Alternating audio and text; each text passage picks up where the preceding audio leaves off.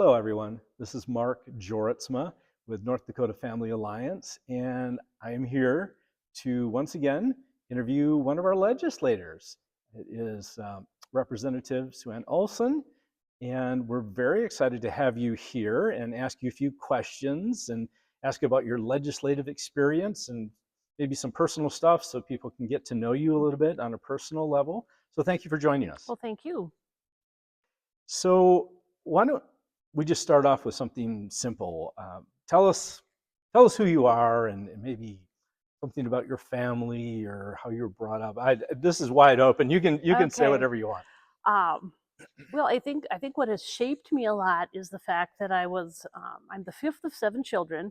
My parents had a small dairy and grain farm in central Minnesota, and I recall them, going over my dad going through the bank statement, looking at the checks written, and that it was a deal and it was worrisome.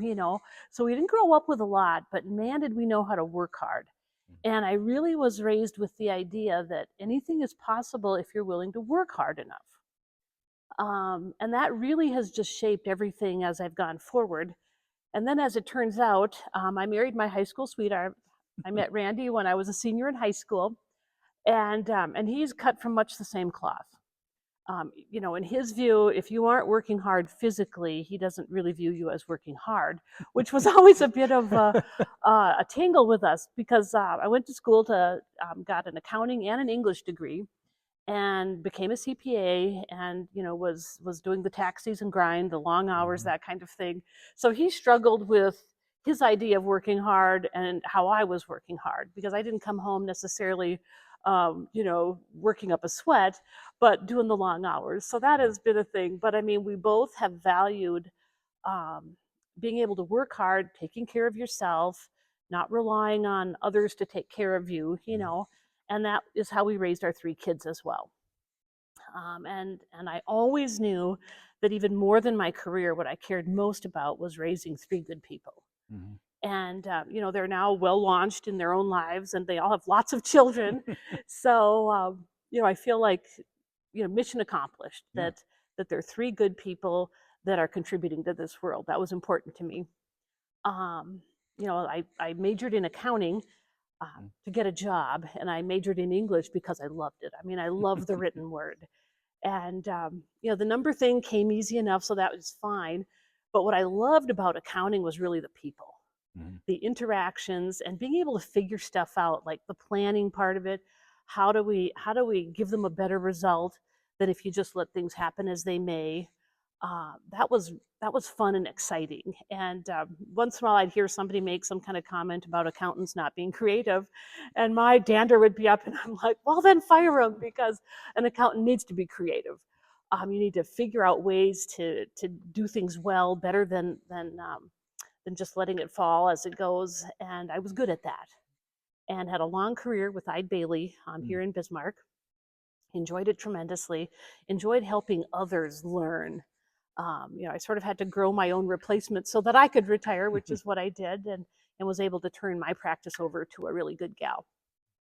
I decided to get into this legislative thing, kind of late in my life. I had thought about it earlier, and I'm like, but I'm a tax accountant. I can't be gone during the tax season, And finally, I was late enough in my career where I'm like, I can do this. And it niggled at me, that must have been, kind of fall of 2021. And I'm like, I should do this, and then my mom wound up, she was elderly and had a fall and wound up passing away in January of 22. And I remember we were in Minnesota for a couple of weeks for that, and came back, and I thought, if I'm going to do this, I got to pick up the phone. And so finally, made a call to find out, how do I do this even? I really had no idea. I just knew that regular people needed to get involved to make a difference. I look at my children and my grandkids, and I'm like, we gotta start paying attention and do what we can to make the world better. And found my way to Jeff Magrum, who was looking for a running mate, as well as along with Brandon Pritchard at the time. And he was nothing but kindness, and really showed me the ropes. I mean, the first time Randy and I went out door knocking, we're just like, no, nothing. And after about an hour, Jeff texts and he says, to leave a brochure if they're not home, right? And we're like, okay, yes. Guess we're going back to those homes. Yes, like, sure, we'll do that from now on. We, just didn't know. But I mean, I really came at it just from the wanting to make our state better. I mean, I have, growing up in Minnesota, I thought I loved Minnesota, and then we moved out here. I discovered I was a prairie girl. I have loved North Dakota in a way that has just grabbed my heart. I'm thrilled that both of our sons live nearby. Our daughter moved back to Minnesota, and we've come to accept that. But we have such a fabulous state. And my agricultural background really is what I have found my way as the thing that matters a lot for me in the legislature is, we can say oil and gas is important to our state, and it is, but this is an agricultural state. And it's where my heart is, and it's where I want to protect what we've got going, protect the people that are willing to work so hard, in agriculture, farming and ranching.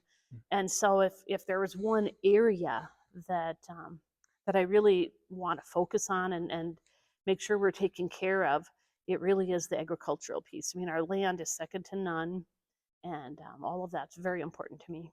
Excellent. Wow. See, I didn't realize that you were English and a CPA, because I have a CPA. It's an odd. I have a CPA in the household and an English major, so I kind of get it, and I can attest that you do work really hard during tax season. So if your husband doesn't believe you that you used to work hard doing that, just have him talk to me. So I was well prepared actually for the legislature, coming off of being used to tax seasons, because there's long hours, and it was much the same. Certainly not something where you're checking out at 5 o'clock every day. No, most definitely isn't. So now you're relatively new then as a legislator. And so Jeff Magrum, Senator Jeff Magrum, that's who she was talking about. He is a great guy, and it's really great that he kind of showed you the ropes a little bit and so on. And have the other folks in the House here, they kind of taking you under their wing, for lack of a better term, and kind of showed you kind of the ins and outs and so on? Well, a number of people, did certainly. Jeff Hoverson sits right next to me here. He was probably, my best friend during legislature, because I could lean over and be like, well, what do you think about this one? And not that we always voted the same, but I appreciated that he just, sort of in brief tell me, what he thought about something. Bernie Satcham, who just is over your shoulder there, was actually my mentor. Every freshman legislator is assigned a mentor, and so Bernie was that for me, and he had lots of helpful tips along the way. And again, even just another friendly face to greet you in the morning. Yeah. Sometimes people are surprised. This is the only desk space that a North Dakota legislator has. I mean, this is, if we need to sit and do some work, it's here. We don't have an office elsewhere. And that's very different than what a lot of legislatures do. So, I mean, this is where we are. It's where we spend our time if we're not in committee, is right here. So it's home-based. Yeah, and you're right. A lot of legislatures don't work that way. The legislators have offices, they have admin staff, and so on. We're a citizen legislature. Absolutely. And we meet every other year and so on. So while it sort of makes sense, it does make things more difficult, definitely. So tell us a little bit about what you do when you're not in the legislature. Now, you talked a little bit about that, you've done the CPA stuff and so on, but what does an average day look like for you now? It's amazing how busy you can stay even when the legislature isn't in session. And I don't know if that's true for everyone, but I mean, I have sure found, there's various committee meetings, there's functions somewhere in your district that you try to attend. And they're interim committees. Yes, interim committees. A lot of people don't realize that. Yeah. And just, you discover bills that maybe were introduced in a different state that you have interest in, so you read about those. Trying to get ready for the next session. When you're first elected, you don't know that you're going to be in the legislature till November, and then the session starts in January. So there isn't much time to put your own bills together, really. Right. Whereas now my plan really is, it's like, oh no, sometime in the fall I would like to have everything drafted that I want to do for the most part. And I'm sure Legislative Council will appreciate that as well. Not doing the fire drill in Uh-huh. December. Uh, but I mean, just to feel prepared, because even the bills I did introduce and was pretty successful, 5 of the 6 bills I was the prime sponsor on, did pass. That is an awesome record, by the You way. know, Yeah, most first-time legislators, yeah, that's yeah. not what they get. So And kudos to you. yeah, the one that didn't was really maybe the fluffiest bill, if you will. It was a dog bill that a constituent wanted, and man, did that raise lots of discussion in the chamber here. It's just like, and yet it was a good bill, so I'm like, maybe we'll bring it back, but we'll see. But we did some good things. I mean, I was Mhm. happy to sponsor a bill that took sales tax off of baby diapers. Mm. Interestingly enough, we were never charging sales tax on adult diapers. Mhm. And it just seemed like, if we're, North Dakota is very much a pro-life state. We believe in helping children and young families. It just seemed like um, doing that bit of help, because over the couple of 2.5 years or so that a child might be in diapers, not paying the sales tax maybe buys them a couple of months worth of diapers. Mhm. So it's a big deal. So we did that one.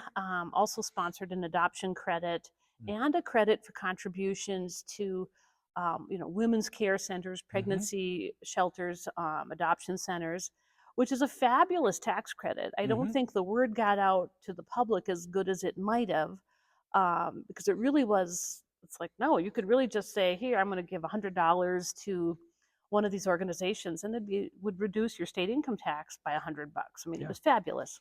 So that still is in the law, Mhm. and hopefully that'll get a little more traction. So those were probably the two that I liked a lot. Um, as well as other people, I had come with a bill that said, nope, we're keeping, girls' sports, girls' restrooms, sort of um, private, not open to boys. And parts of my bill got stripped out because they were in standalone bills. Mm. But I mean, we Got also it. did that when it comes to penitentiaries, or college dormitories, that kind of thing. Because again, if you choose to live in a co-ed dorm, that's fine. But if someone has chosen to live in either a male or a female dorm, then their expectation is that that's all that's there. Right. And so that one passed as well. Um, so this time I think it'll be very different. The things we might come with. I was on the agriculture committee both during last session and the interim, and corralling foreign adversaries Mm. when it comes to doing business in our state, I think, is a big deal. And so that I'm currently working on some amendments for this next session for that as well. Excellent. And I can tell our audience that the bill she listed, the sales tax on diapers and contributions to pregnancy crisis centers and so on, they were big bills. They were significant bills for what we got involved with. And there was a lot of discussion and everything else around some of those bills. So, yeah, definitely kudos to you for braving some of that right out of the gate. Well, and what was, just again, my naivety, like when you guys showed up to testify on behalf of them, I'm like, oh my gosh, this is so awesome. I mean, I didn't know enough of the people that could be helpful Yeah, to even have talked to you ahead of time and goes, hey, I'd really appreciate it if you guys would yeah, support this. yeah. I was just pleasantly surprised when people turned up in support of it. I'm like, that's awesome. And again, it's the experience you need to know how to be effective. Yeah, right. Um, There's so many moving parts in the yes. legislature and with the bill and so on. It just takes some experience with Yeah. it. Yeah. So I mean, I so appreciated your organization Thank you. coming to bat on a number of those, because when I look back, I probably hadn't done the homework I should have done to make sure those bills were successful. Now it all worked out, so that Yeah. was great. Um, but I mean, it was a lesson in, like, no, you gotta know who's coming to Mhm. support different bills and anticipate what the opposition will be. Yeah. Excellent. So let's shift gears a little bit. Maybe could you speak to how your faith, personal faith, has influenced what you do in the legislature? Well, do you know what one of the biggest surprises and one of the best things about serving in the legislature was this, Wednesday 7 a.m. Bible study that Al Klein has coordinated for years. Um, I didn't know that that happened until I turned up here and said, "Oh, hey, there's," and attended. And if that wasn't one of the most faith affirming um, things that I've done in a long time, I mean, it was fabulous.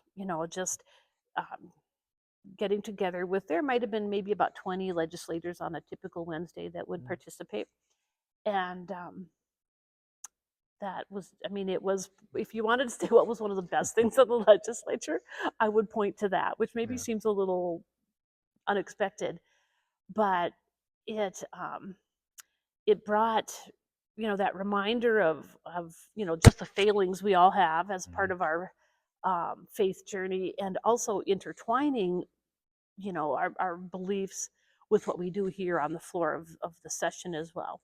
So that was a tremendous growth opportunity. I mean, it Yeah. was like, this next session, I'm like, I sure hope we're doing that again, because that was a tremendous experience just doing that. And they also are doing some daily prayers at particular times during the session as well. Different legislators will coordinate. And oh, it was wonderful to know that that was happening, that people were, calling on God as part of what we do. Yeah, no, that's fabulous. I don't know what other legislatures do, but it's great. You have the definite sense here in North Dakota that there's the presence of God in the decisions that are made. Not that you always agree with them or they're the right decisions, but that's part of it. It's a factor. Um, so that's something that was very meaningful to you, and that was a definite good part of the session. Okay, now let's flip that to the other side and ask you maybe the harder question.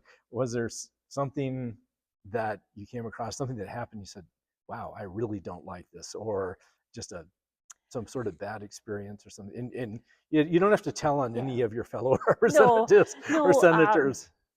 just the politics of everything, if you will.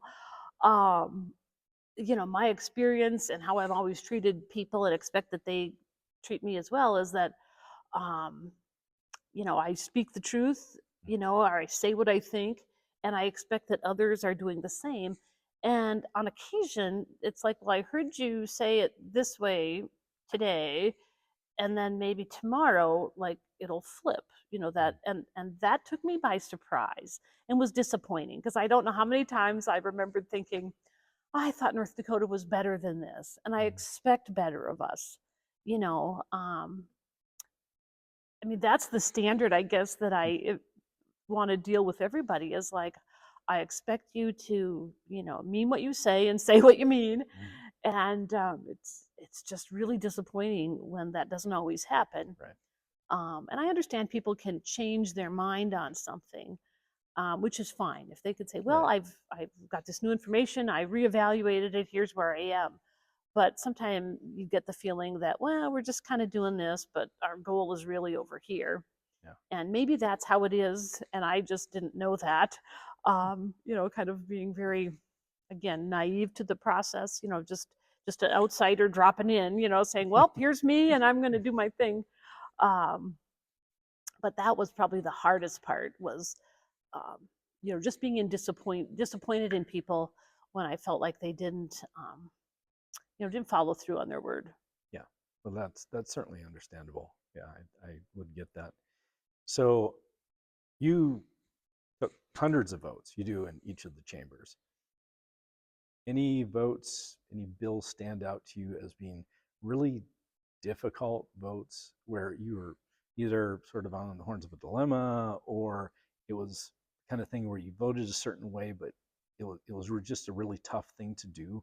Anything come to mind? Probably the ones that were most difficult for me were some of the budget bills, Mm, because again, most of us sitting in the chamber here did not sit in the conversations, and we weren't in the appropriations committee right. itself.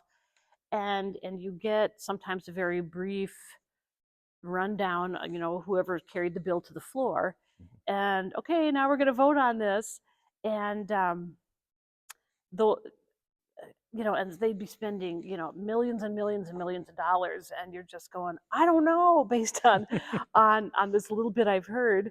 And you get a chance to a brief chance to see what's going to come up that day, and so you've looked through it a little bit, but there's vagueness in the numbers as well, because it's broad categories of huge amounts, and those were probably the hardest, um, because I mean, again, it goes directly to the budget of the state, and you're going, I don't really know what's in them in any real depth, and And I imagine, that was hard. coming from a CPA background, you sort of naturally want to know Yeah, more information about the numbers and everything else. I could see that. I could see yeah, that probably just adds to it. yeah, and then the fact sometimes when there would be, again, what we got caught on the OMB bill with being a a hodgepodge of a number of things, so we wound up being a special session.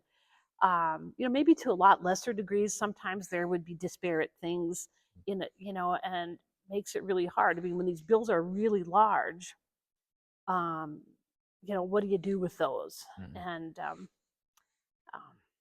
those, they're just difficult. And so I'm hopeful this next session that we can be much more single subject, and really maybe put the vision out for what the budget's going to be, um, at the front end of session, as opposed to saying, well, we'll finish spending money and then see where we land at the end. To me, that would be just a much, I mean, it's a doable way if you get organized, so we'll see.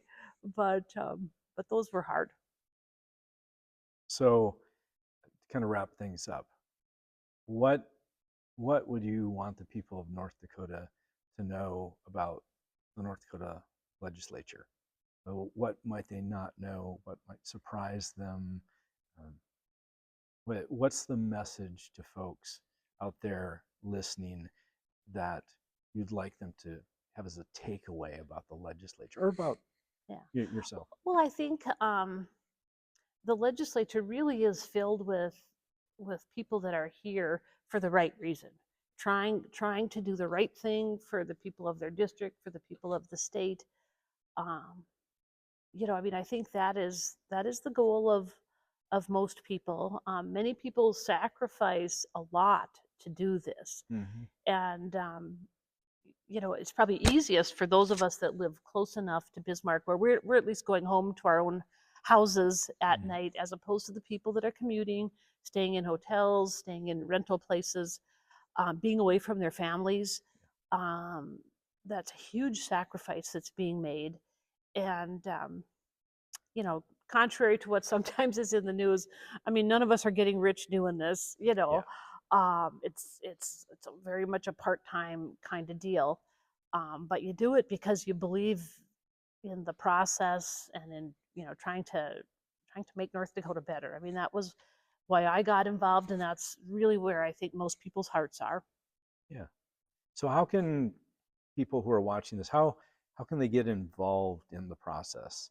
How can they find out about maybe bills? How can they, I mean, is it contacting their legislator? Is it doing something else? How do they make their voices heard?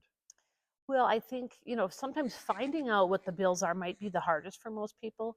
If they're bills like like your organization is following, they can get a lot of that information, from you and other groups. Otherwise, certainly they can slog through, the North Dakota Legislature's listing of bills. That's harder to do because there's so many of them.